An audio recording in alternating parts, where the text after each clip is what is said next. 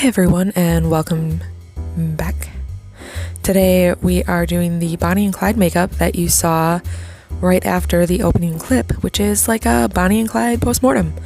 I was doing this for a competition on Instagram. You can go check out Instagram to find the link. To start this look, I'm using these FX transfer sheets. You can find these at quite a few party stores even now. They're called Tinsley transfers. They're great, created by Christian Tinsley. So you're going to use the plastic side and put it face down into the sticky side, and then I'm cutting each piece of these out. I'm also pre-mixing my foundation. I'm using the NYX liquid foundation and Cinema Secrets white cream foundation. As I started applying it to Chris's face, I realized that I really needed to apply my Tinsley transfers first. So I'm gonna go ahead and blend in this cheek, put no transfers on it, and then move into putting transfers on an area of his face that is not covered in makeup.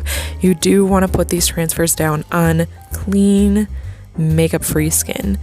So we're going to peel off that plastic, and then we're going to press it face down, and we're going to apply a wet washcloth just like you would with a temporary tattoo.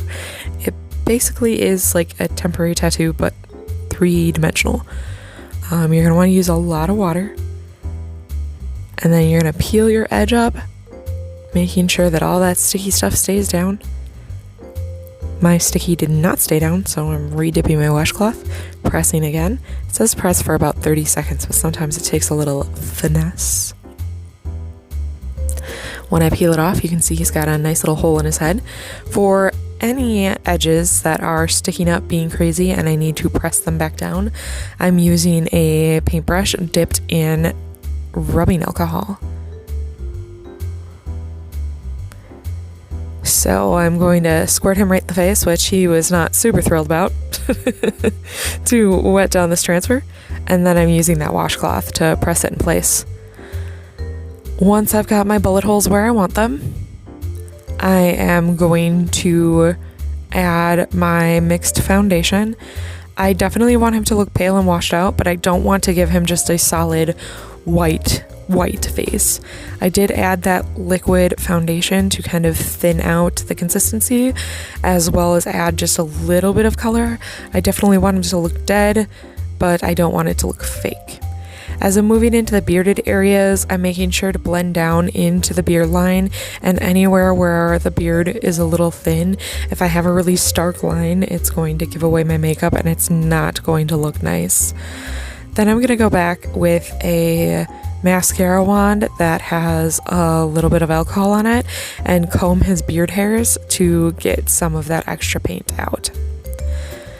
Now going in with a small detail brush, I did not have 99% alcohol come in on time, so I'm using a water activated paint and just small body paint lines of both blue and red. And then I'm going back in and tapping some of that foundation on top because veins sit under our skin, not on top of our skin. So we want to get those blended in.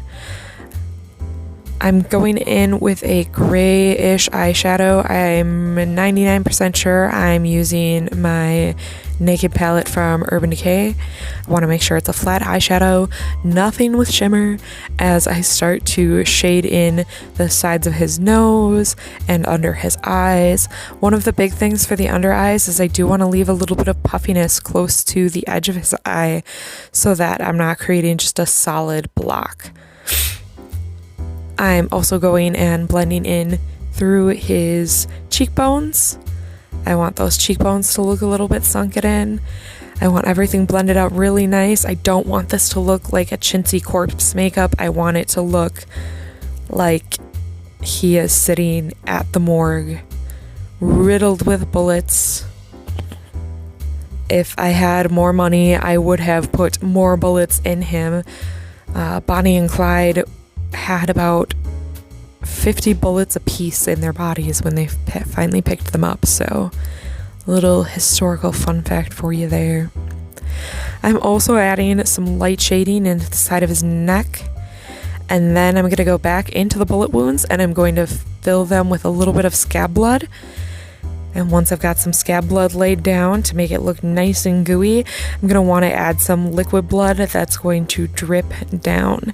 Now, if you're doing a body wound and your victim was maybe, let's say, laying sideways when they were shot, you would want that blood to then drip sideways. I suppose he was sitting upright in the car while he was driving it, so we're doing drips straight down, doing some blood around his mouth and into the beard. He coughed some up, and this makeup is not complete without the hat, which was my grandfather's. Payback is a B. He got to squirt me back because I am putting a very massive exit wound on the side of my face for Bonnie. Then I'm adding some smaller little bullet wounds and doing the exact same combination for my foundation. And going in to bag down the eyes. The only real difference between the makeup that I did for myself and the makeup that I did for Chris, who is being my Clyde, is that I'm going to be adding beauty makeup at the end, and I do want my makeup to look just a little bit more feminine. Because I'm doing beauty makeup on top of this all, I am doing some of my shading a bit darker and shading in other places that I didn't have access to on Chris, such as below my lips and the cupid's bow above my lips. I am shading in my nose and my eyes just like I did with him, and then I'm going to be shading really dark into my cheekbones because, like I said, I'm going to be adding that beauty makeup, and that beauty makeup is going to change the way some of this corpse makeup looks.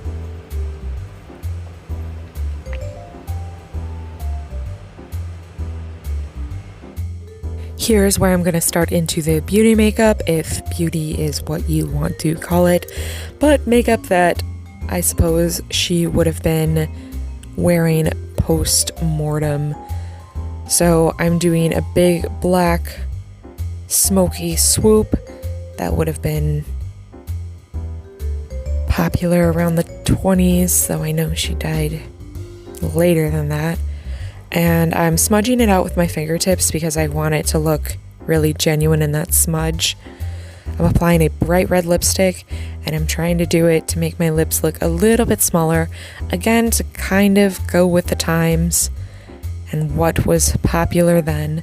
So thick in the center, thin on the edges, and then I'm going to go in with my fingertips and smudge that up because being gunned down ain't a clean business, baby. I realized my makeup looked kind of off in one corner, so that was the corner I chose to smudge. No harm, no foul. Go with what's easy.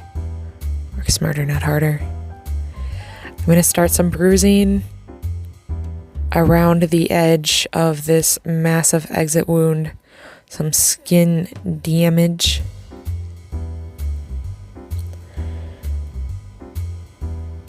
And then I really want my exit wound for this look to have some spatter of where, you know, her face kind of exploded.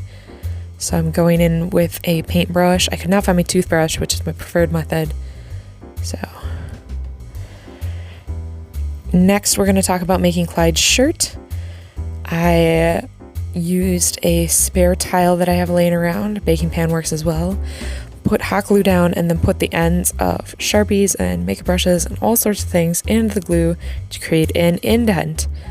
Then slowly peeled up, peeling the hot glue off said items. And then I cut tiny little holes in his shirt and put the hot glue on the opposite side. Then I filled that with scab blood and liquid blood to give us our final look.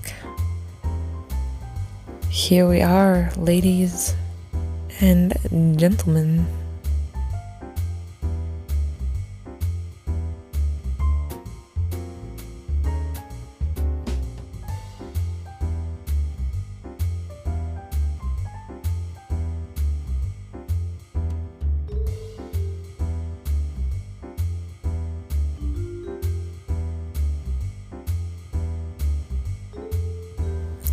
I hope that you all enjoyed today's tutorial and some of our dramatics.